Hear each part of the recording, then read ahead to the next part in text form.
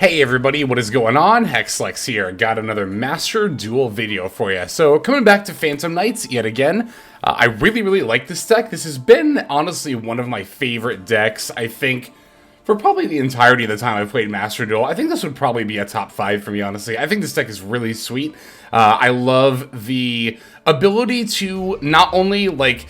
It's funny because this is one of those decks that has like a through combo line that like you'll play out kind of the same way out most games, but you can do it in a lot of different orders, which I think is really neat, depending on what you open. For example, like usually if you open, Torn Scales plus Silent Boots, you'll do, the Adventure line and then the Phantom Knight stuff and then the DPE stuff. But if you open something like one of your Fusion Destinies or one of your Rite of Armistiers, then you can kind of play with the ordering. Well, I mean, to be fair, Fusion Destiny you always have to do last, because you can only summon heroes afterward, but for the most part, yeah, you get to kind of like play around with the order that you do things in, which I think is really cool. So, cut down rather, to a 40 card build here. I think the last build was like 42 or something. One of the main things that I did to accomplish that is I replaced the Destiny Hero Maliciouses with Destiny Hero Dasher. But I gotta be honest, I think in the future, I think I am gonna go back up to above 40 and then play Malicious instead, because Malicious is so much better than Dasher. It's so many more bodies, and it makes climbing up to the access code on follow-up turns, or if you go second, like, just so much more easy to do, and just like to OTK them and stuff. You might have noticed I've been going over 40 in like a number of builds lately. It's mainly stuff I'm playing the Adventure Engine, right? Because with the Adventure Engine, like, not only does that package, now that Terratop is at 3, and I consider 3 Terratop and Toxon Borg to... I don't know if it's like a staple for the adventure package, but for me, I've been definitely running them and pretty much everything I want to play in adventure, because it just seems like a no-brainer to me. Like, this is a card that not only fully sets up your adventure engine without even using your normal summon, but you even get a free link to on top of the token and the Wandering Griffin Rider. So yeah, I think it's really solid. So, when you factor in, okay, we've got 3 Terratop, and the Toxon Borg, and the Enchantress, and the 2 Rites, and the Dracoback, and the Fateful Adventure, it's like, yeah, that's 10 cards right there. Also, 3 of them, the Toxon Borg, the Dracoback, and the Fateful, you're really not trying to open. Fateful actually isn't terrible to open, because it can, at the very least, like, search out a body and or represent a chain block in some situations, but not really in this deck. That's more in other decks, to be fair. But, I mean, yeah, we have 3 cards in this engine that already takes up 10 cards that we're not looking to open. So, yeah, I really like 42, or just over 40 in general, for decks that are playing Adventure right now. But here we did manage to squeeze in everything that we need. We've got the adventure stuff. We've got the, again, the DPE line. We got into 40 by replacing Dashers with Malleys, but I don't think that's correct moving forward. And then we also have pretty much everything that we need to play for the Phantom Knight stuff. And then on top of that, we of course have our Master Duel tax. No Cross-Out Designator here. That was the other card that I ended up kind of cutting there to go down to 40. And we're still able to play 2 Droll and a Nibiru. I'm kind of wondering... I've been running 2 Droll, 1 Nib in a lot of my decks lately, but I'm almost wondering how worth it the Drolls in particular really are. I don't know, this is a really interesting meta that we're in, because unlike previous formats, last couple of seasons where, like, Droll is so good against, like, a large swath of the meta and, effectively can stop their turns, like, now we have, like, a bit of a mix, right? Like, it kind of feels like decks you're playing against are kind of 50-50. 50 either, like, not caring about Droll or caring about Droll. Same with Nib. It's 50% feels like they don't care if you Nib them. The other half kind of feels like they do. And in particular, like, Snake Eye. I mean, Snake Eye is a big thing that kind of throws, like, a wrench into the hand trap meta as far as, like, being able to just bring Droll Knockbirds and call it a day. But to be fair, I think that makes the meta a lot more interesting, so I'm totally here for it. I'm trying to think Phantom Knight, because here's the thing, too, about Droll and Lockbird, right? A lot of decks have the ability to use it not just as a disruption tool against the opponent, but also to disrupt an opponent's max C. That is to say, decks that can actually play through the Droll and Lockbird. This deck, I'm trying to think, like, we have a couple of searches with Silent Boots and Ancient Cloak, but you don't typically need to do those. Sometimes you do need to do the Ancient Cloak search. Like, sometimes that is, like, super important. But for the most part, I kind of feel like we don't really do a ton of searching. Oh, and then the adventure line, the Water Enchantress does search. But And then the Fateful does as well. So, yeah, it's like a few things here and there. Like, you can definitely get away making some amount of plays under Joel. I don't think this deck is, like, super... Like, it just kind of is hand-dependent, right? In terms of, like, what you open as far as, like, your engine pieces. Like, if you open the Rite of Armistier, then, you know, you're caring a lot less about the Joel and Lockbird as opposed to if you, well, didn't, so... Let's see, what else is going on with this list here? The second Breaksword, this is something that I've thought in the past as well. I see 2 Breaksword as a default for a lot of Phantom Knight decks, but the more I play with Phantom Knight, the more I kind of think, like, you really don't ever need the second break. Like, I don't know, I struggle to think of a game, not just recently, but even historically, where the second Breaksword is, like, ever mattered. Like, I know back in the day, like, you know, over a year and a half ago, when Phantom Knight was pretty big, I ultimately ended up cutting the second Breaksword, and I just never found myself needing the second one. The first one you honestly really don't use that often. Now, granted, it is still very important to have, because that's what makes it easy to go into the Raiders Knight and then the Ark Rebellion for that OTK line, but... I don't know, I think this could be a Zeus. The second Breaksword could pretty easily be a Zeus. And to be fair, that doesn't really come up very often either. Like, you would think, oh, Phantom Knights, they're an Xyz deck. We're playing Xyz monsters. We should be on Zeus. But if you look at our Xyz lineup, you know, Levier really only comes up during, like, the turn 1 combo line. Although, to be fair, it is still rank 3 you could potentially pivot into and battle into and then put a Zeus on top of. But that's not really how we're planning to use it. And then the Breaksword, again, whenever this comes out, the Breaksword, you're usually either, like, popping a card that's really a problem and or just going for the Ark Rebellion OTK. So it's like... I don't know, I've also kind of considered Appaloosa, maybe instead of the second Breaksword. It's kind of a weird situation where, like, this 15 extra deck slot feels, like, super wide open. Not just in terms of what you can play, but, like, in terms of what we even need to play. It doesn't even really feel like this deck needs that 15th extra deck card. So that last slot, in my opinion, is, like, super up in the air. I think you could definitely get away with a second. I guess the main reason to play 2 Breaksword is if you need to use one to, like, pop a card, and then later use a second one to go into the Ark Rebellion OTK, but, like, I can't even imagine the kind of grind game you would have to be on for that to come up. But, you know, to be fair, I don't play this deck, like, super duper often these days, so maybe it does come up more often than I realized there. Alright, so I think that covers pretty much everything I think about the build. Yeah, I really love this deck. It's super fun. Oh yeah, I remember what else I was going to say. Fun fact, for those who don't know, and I actually did stream this, like, way back when I first started making videos on YouTube, back when, you know, Phantom Knights were, like, you know, still really big. I think it's even predated the Adventure engine and DPE coming out, now that I think about it, but, my longest win streak ever that I've ever had a Master Duel, 18 games, was with Phantom Knight, so...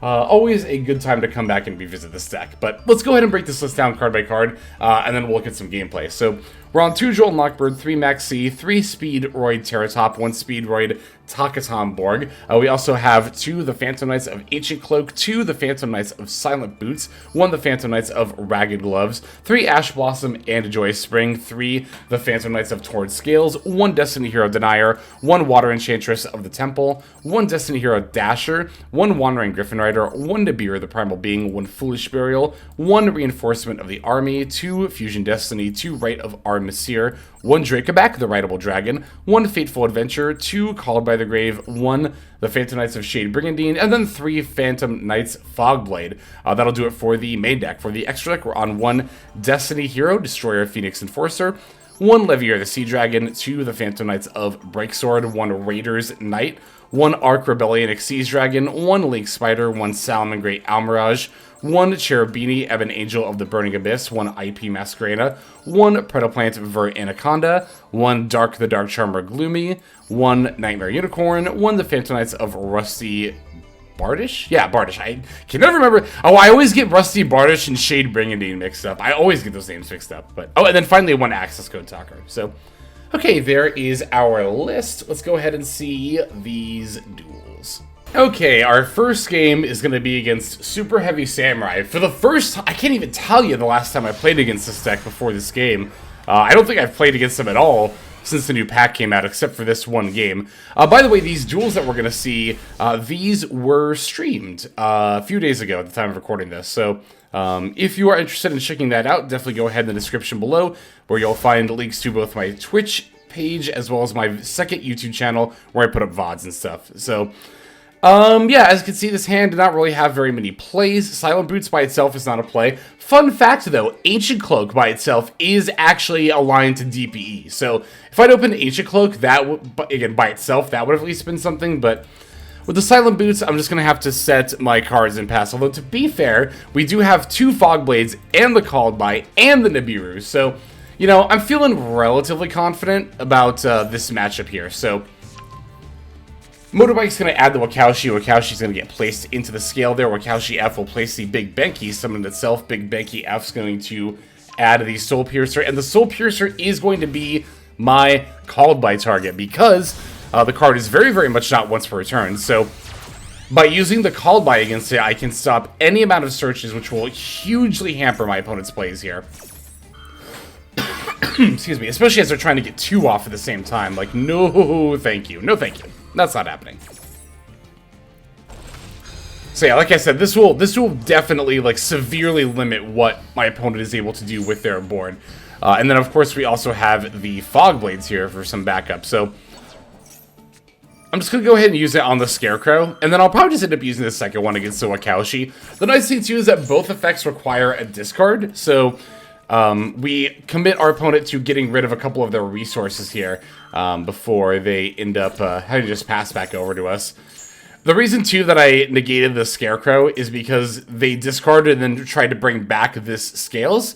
And if I had waited to Fogblade the Scales itself and not the Scarecrow, they still could have synced with the Wakaushi, placed that into the Pendulum Scale, Pend Summon potentially. It's like, that would have been a whole shit show. And then, no, just going to go ahead and negate that, and that'll end up being the end of our opponent's turn. One important thing to always remember about Fogblade is that the monster that it's negating cannot attack. However, you also cannot attack it. So we're going to have to be very precise with this DPE here in order to clear our opponent's board. I'm going to activate the DPE effect, and I'm targeting specifically the Fog Blade that's attached to the Scarecrow as well as the Wakaushi.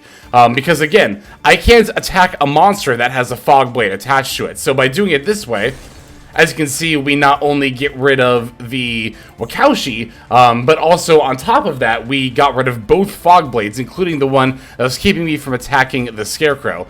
Because again, I destroyed the Fog Blade that was attached to Scarecrow, as well as the Wakaushi, and then when Wakaushi left, the Fog Blade that was on it also fell off, so. And then they just conceded here. I mean, I thought this was a pretty early concede. I was really just going to go to battle phase, battle with Silent Boots, and then smack with DPE. The plan was to then also, on main phase 2, link off the Silent Boots for Salamangreat Almirage, and then with Silent Boots' effect, banish it to add my third Fogblade. That would have given me another monster effect disruption. Also, of course, on top of that, we have the DPE, which can stop the effects of the Pendulum Scales when they try to activate. So if they had, like, normal summoned a random Super Heavy Samurai and then tried to activate Big Benki, I could have, like, use DPE to pop the Big Benki, and because Pendulum monsters in the Scales are face-up spell cards, they need to remain face-up on the field to resolve, so that would have prevented the search there. And then, of course, as I mentioned, it still had the Fog Blade for backup, and the Nibiru that was in my hand, too. Don't forget about that. But there is that first duel. Let's go ahead and see the next one. Alright, next game is going to be against Branded, playing against another big meta threat like the last game. Let's see if we can open a better hand this time. Suffice it to say that that last opening hand was not the best. We are going to be going second here. We've got a Droll, if nothing else. And I mean, we do have nothing else as far as disruption goes. But we have a lot of gas for our turn. So they're going to start by foolishing the Despian Tragedy. And thank God that they did, because this is like the only line. I don't know about the only line. This is one of the very, very few lines where the Droll Knockbird actually ends up doing something. I'm a little confused as to why they end up summoning the Alibur anyway, but it might have to do with their face down card. So going into this turn, I was a little suspicious that the face down card was Super Polymerization because they summoned Alibur despite not being able to search. I mean, I guess there's also the possibility that they don't know what Droll does, but if you're in Master and you don't know what Droll Knockbird does, then well, then you're a very, very skilled player. It does turn out to end up being the Super Polymerization. And also, I want to point something out here too real quick. You might have noticed that the Super Poly ended up discarding the Albion, the Shrouded Dragon. So that's another card that the Jewel and Lockbird actually stopped from being used, right? They weren't able to cycle this, get it to the graveyard, bin a Retribution, also draw a card. So that ended up being super duper good for me. That Jewel and Lockbird, it's not very often it's actually good against Branded, but here it definitely was, so. Like I said, it did end up being super poly, so I'm just going to use this Fusion Destiny. Just smack the Mud Dragon that was summoned. Oh, Alibur does actually get to come back here, but Alibur only negates the Fusion monster for the turn, so I can still use my DPE effect here. Okay, they're going to start with Albion, pitching the Branded Retribution, activating the Despian Tragedy effect to set the Retribution. That's 100% fine with me. Also activating the Baldric effect, banishing my Torn Scales here. Now we're synchro summoning the Alibur and the Baldric for Chaos Angel. Super was not expecting this at all from Branded, but not that big of a deal. I can just chain the DPE effect and pop itself and the Chaos Angel. And DP is going to activate to bring itself back, and doesn't seem like my opponent has any follow-up plays. Yeah, it definitely pays to remember that the Chaos Angel, let me go ahead and hide this real quick, the Chaos Angel can only protect itself from monster effects if it uses a light monster as a synchro material. And of course, both the Alibur and Bestial Baldric are dark monsters, so no such luck there. Unfortunately, without the protection, the Chaos Angel isn't really able to, well, do that much. And yeah, we still have the call by face down as well. I could have potentially used the call by a little bit sooner. Like, I could have preempted it on the Despian Tragedy, but I wasn't really concerned about the Despian Tragedy at all, to be honest. I was like, you know, plus also, if they do end up sending the Branded Fusion to the graveyard, like if they'd sent the Fusion instead of the Retribution, then with my toggle flipped on, I could have, upon resolution of the whatever effect that sends the Branded Fusion to the graveyard, then I could have used the call by to banish the Despian Tragedy, and then they would have been able to set the Branded Fusion with that effect. So I had outs to that pretty much, even if they had gone straight for the Branded Fusion there. So yeah, let's go ahead and take a look at our next duel here. Alright, got another new deck we're playing against here. Why, another. Last deck was Branded. Very much not new. We're playing against Noble Knights. Ignoble Knights here. Infernoble Knights, that one. Not ignoble. Infernoble. Ignoble is another sub-archetype of nobles, but I mean, as you can see, like, we just did not open good hands, like, at all. Like, for even a second, we did not open good hands. But, as you can see, despite not opening good hands and even going second that last game, we're still more than capable of, you know, keeping up with the rest of the meta here with Phantom Knights. And the wild thing about this deck, too, is that Terratopta 3 is, like, the only significant change this deck has undergone. And to be fair, that is a lot more access to Cherubini in the Adventure Engine. Like, I'm not going to pretend like that's not, you know, like that's insignificant. But I think the reason I point it out is I think more than anything, it demonstrates that, like, this is one of those decks that has always been good. Like, there's a lot of people who don't understand when I say that there's a difference between a deck being good and a deck being played. And Phantom Knight is a great example of that, right? Like, just because people, by and large, don't play Phantom Knight anymore, doesn't mean it stopped being a good deck. Like, I mean, even, God, I always make this point. Yeah, here they're going to pivot into the Baguska while they're under the Max C. It's why Baguska is very, very good to play in Infernoble Knight. It's a very, very good tech. But I mean, this is a point that I make, I feel like every time I cover Phantom Knights, but, you know, when the, and then they just conceded here. I think because they realized I was about to get the equip spell, bounce the Baguska. But the thing is, like, look at my hand. My hand is shit. It's garbage. Like, here's the thing, too. I will say, I think our opponents have been conceding far too quickly. Like, I demonstrated very openly to my opponent that my hand was shit. To be fair, I did cycle a lot of Max C draws. That is actually a pretty good point. But, you know, when I go set one and do nothing else on turn one, like, you should probably be able to figure out that my hand is, like, not very good. So, I don't know. It's like, again, maybe they just figured because I drew so many cards off. I didn't even draw so many cards off of Max C. How many was it in the end? I think it was, it really wasn't even that many, was it? It was like maybe 2 or 3 tops. Well, okay, I had 5, I set 1, I binned to Max C, and I have 5, including the draw for turn. So I think I only drew 2 cards, yeah. So, I don't know. I just feel like that was a very early concede. The first duel I thought was a bit of an early concede as well. But anyway, we do have one more game to check out. Let us go into that one. Okay, final game here is going to be against Manum, which I still need to cover since Crimson Dragon came out. I still haven't gotten around to doing that. I do plan on doing that. I might do TGs first, and then I think I'll go cover Manum. We'll see. I'll figure it out. But anyway, going second here, opponent's going to start with the Pearl of Rhino. I opted not to use the Ash Blossom because the thing about Pearl of Rhino is, like, this isn't even a guarantee that it's tier limits. If I was confident my opponent was on tier limits, I think I might actually Ash the Pearl of Rhino. Because a lot of people try to save the Ash Blossom for the Kick Close, but, like, I don't know. I feel like that tends to be unimpactful sometimes. Like, if they already have the tier limit monster, they can just pop off the Kick Close at mill 5 anyway. So it's like, you know, it's a bit of a hedge, but I like negating the first search. Well, in theory, if I know it's tier limits, I like negating the first search in order to try to stop their plays altogether. However, Pearl of Rhino is also used in Manum now, so just because your opponent starts by activating Pearl of Rhino doesn't mean they're on tier limits. Now here our opponent grabbed the Visus, so they're probably Manum, although to be fair, there are a number of tier limit decks that will also play the Visus, so I'm going to wait for some more information, which immediately comes. Here's Calarium. We know it's Manum now. So in a similar kind of theory to the Pearl of Rhino, I am going to use the Ash Blossom against the Calarium.